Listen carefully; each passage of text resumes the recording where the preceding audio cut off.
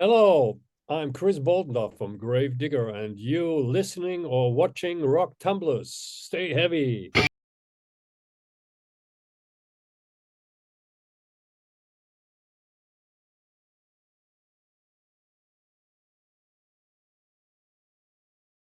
Bienvenidos a Roctámbulos, yo soy Frank Hernández y esta es una nueva edición de entrevistas Roctámbulos. Muchas gracias a todos los que han visto nuestras entrevistas anteriores. Hoy estamos conversando, vamos a conversar con una leyenda del heavy metal, el gran Chris Boltendahl. I don't know if I'm pronouncing well, I hope, That's but good. No problem. okay, great, great. Well, el Gran Chris es líder fundador de DIGGER, la agrupación de heavy metal que va a estar muy pronto acá en Buenos Aires y en toda Sudamérica presentándose en distintos festivales y por supuesto antes de su llegada hablamos un rato con él. Vamos a darle la bienvenida. Welcome Chris to Roctambulos. Thank you very much for your time, for being here. It's an honor for me having you. How are you doing? I'm doing very fine. Thank you very much. Well, Chris, I want to ask you about the motivation. After all these years, 4 years, making heavy metal, making shows, touring, and playing the same songs in every show, what keeps you motivated instead of resting off your laurels? I mean, you are writing every time, you are releasing albums every 2 or 3 years. So I want to ask you, what keeps you fired up? The love to heavy metal because everybody in the band loves heavy metal, and I think that is the biggest motivation. We feel full of energy, and yeah, the 2 years where we can't play, it was hard. But I also built up a studio here in my hometown and start recording the new Gravedigger album. And yes, everything's worked very well, and we could survive the pandemic times. And now we are back. Last year we played a lot of festivals in the summertime. This year we played a tour, and now we're coming to South America in around 3 weeks. Yeah, very soon. You're coming to Argentina. You're not being in all the countries in the region, but uh, at least you will be here in Buenos Aires. So, what can we expect in terms of the show? A really good set list. Okay. We will present you some classic stuff like Rebellion or Excalibur, but we also play songs from the Gravedigger album and from the Return of the Reaper album, from Ballads of a Hangman. So we try to bring a little overview to you.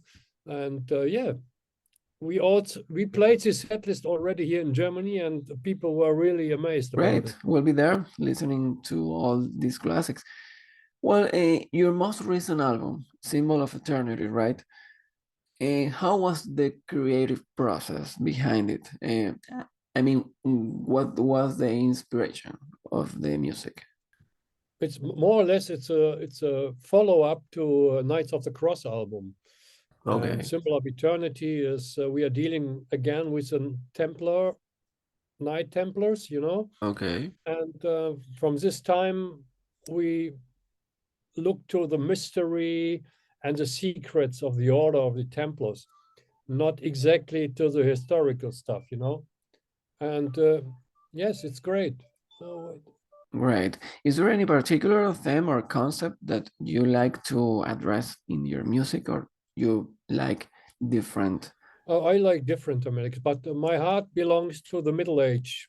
Okay. I think about when I was lived in these times, and would I be a knight or would I be a clown or a jester or something like that. And yeah, it's funny, and I can Okay. bring all my interest from this topic to the music and the lyrics of Gravedigger.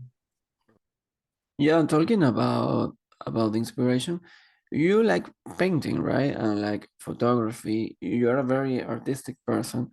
Do all these hobbies and activities outside the music have any influence any direct influence in the music you create? Yeah, I think every time painting, to do photos, or making music affect each other. You know, all this creativity.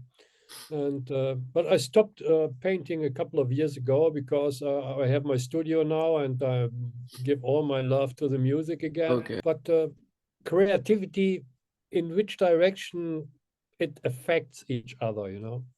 Yeah, of course. It requires time and energy, you know. So it's better to focus on in the music. Do you recommend young musicians to do other type of arts or hobbies uh, beside the music? For me, in my opinion, I focus to the music, but could be that in 2 years I start painting again, or doing photographs, or something else, or I don't know. But I'm a creative guy, and Okay. I have to focus to my musical ideas. And also in my studio, I work with a lot of artists now and doing the mixes and mastering in my studio. So I help them with my experience, you know, and yeah, that makes me happy. I'm a happy guy. Yeah, yeah, of course. It's the most important thing. You have to be happy, of course. Is there any album in particular that have been more challenging than others to create? No, the biggest challenge was when Uwe Lullis left the band in the year 2000, and Okay. Manny Smith came into the band, and we created the Gravedigger album.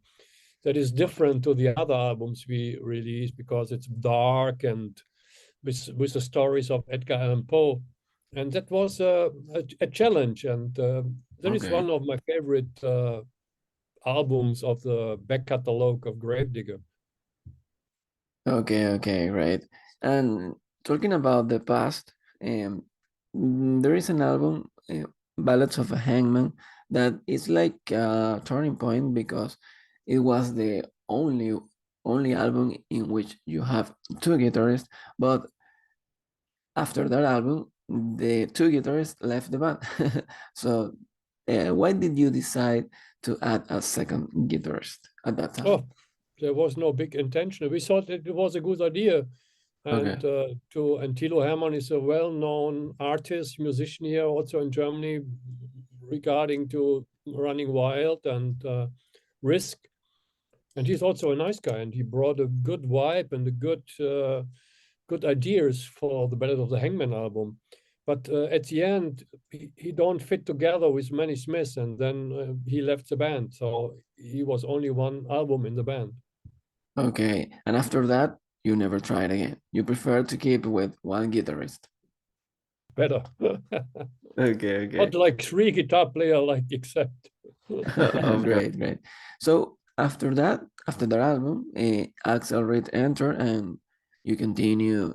He continued with you until today. So how is the process, the creation process with Axel? How changed the band since he is in the group? Yeah, every new guitar player or bass player or drummer brings something different to the band, you know, and the band moves on.